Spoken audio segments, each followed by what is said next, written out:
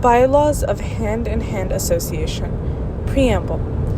He following bylaws shall be subject to and governed by the Nonprofit Corporation Act of Virginia and the Articles of Association of Hand-in-Hand. In the event of a direct conflict between the herein contained provisions of these bylaws and the mandatory provisions of the Nonprofit Corporation Act of Virginia, said Nonprofit Corporation Act shall be the prevailing controlling law.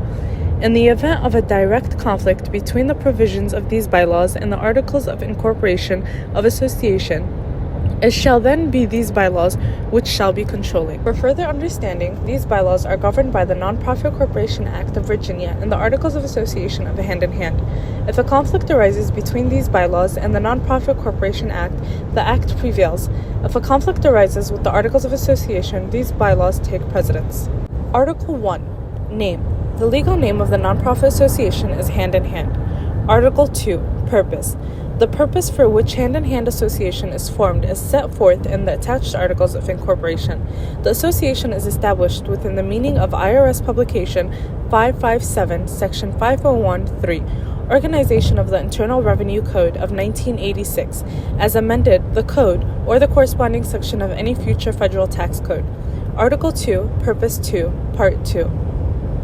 The association shall be operated exclusively for our mission is to serve as a catalyst for positive change within the Mauritanian community in North America.